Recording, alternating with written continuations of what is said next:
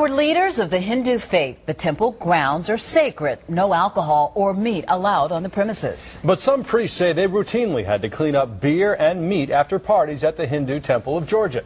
And as I-Team reporter Randy Travis discovered in his special report, that is just the beginning. Randy? That's right, Russ. Amanda, the Swami who runs this Norcross Temple sure talks a big game. But as you're about to see, critics claim this place has one true mission: pocket as much money as possible.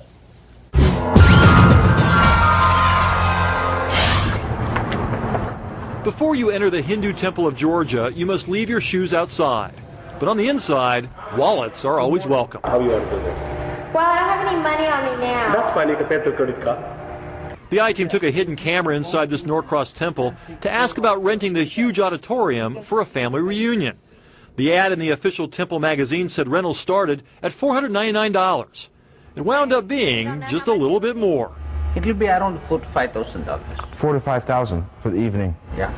Critics claim the temple operates as a money-making business for its Swami, or religious leader. His name is Annamalai, but he goes by Dr. Commander Selvam. He drives expensive cars, lives in a heavily mortgaged million-dollar mansion, and charges thousands of dollars to help people overcome life's biggest problems by selling prayers or pujas over the telephone. But even some of his priests are now giving Dr. Commander a new title: King of Greed. If a person comes to the temple, his first motive is how to get money from that guy. These two priests once worked at the Hindu Temple of Georgia. They came from India last year, excited with the chance to work with a holy man. The excitement quickly evaporated. He is self-proclaimed. So they filed a complaint with Gwinnett Police, hoping to put a stop to what they say they witnessed: the Swami swiping credit cards multiple times, overcharging people who called to ask for his blessings. But the worst insult for these priests, they say they had to clean up meat and alcohol left over from non-Hindu parties inside the temple auditorium. We are ashamed of doing that kind of duties. Meat and alcohol are serious issues among most Hindus, especially in a temple. Temple should be free of all these things. Even the building the temple is in? Even the building the temple is in, even the building, the premises of the temple, no smoking, no alcohol, no meat, no questions. So when the I-Team showed up to ask about renting the auditorium, we made it clear our one-night family reunion would involve lots of alcohol and piles of barbecue.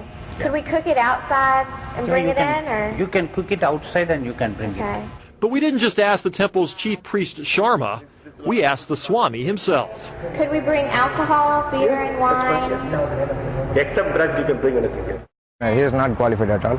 Dr. Commander would not return our phone calls, but instead the next day signs reading "Hindus only allowed" suddenly appeared at the entrance to his Norcross Temple.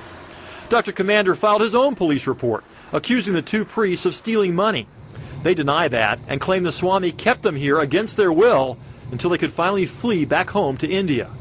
We interviewed them on their final night in Atlanta. Yeah, all the priests are afraid of him.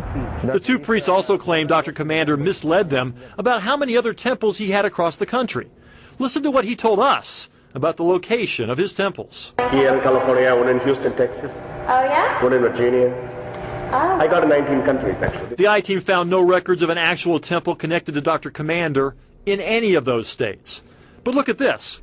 In his October 2007 magazine, Dr. Commander announced the grand opening of the Hindu Temple of West Georgia in Carrollton, including a line under this impressive picture thanking the Swami for dedicating this temple for us. But if you actually drive out here to Carrollton, this is what the temple really looks like. A couple of vacant buildings on a piece of land that no one seems to have cared about for quite some time. The property is up for sale. In fact, Dr. Commander ran an ad in his magazine listing the Carrollton land for sale at the same time he was announcing the supposed grand opening of the temple here. He borrowed heavily to buy this land, just as he did his mansion in the Sugarloaf Country Club. Back inside the Norcross Temple, the chanting continues.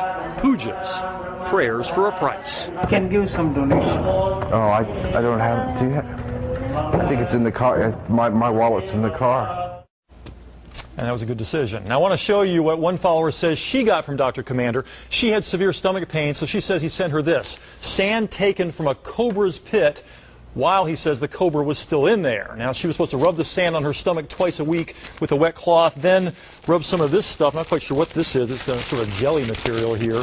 And for this and some prayers, she says she paid or was charged $13,000. She is fighting now. She's complained to the Better Business Bureau, hoping they can help get back her money. He says this was a holy secret recipe. Did she feel better? No, she's actually sicker, to be honest with you, Amanda. that's By the sad. way, Dr. Commander faxed over another statement to us late this afternoon denying any credit card problems there at his temple. We'll have his full letter posted on my blog on myfoxatlanta.com tonight. A lot of reaction there already. Absolutely.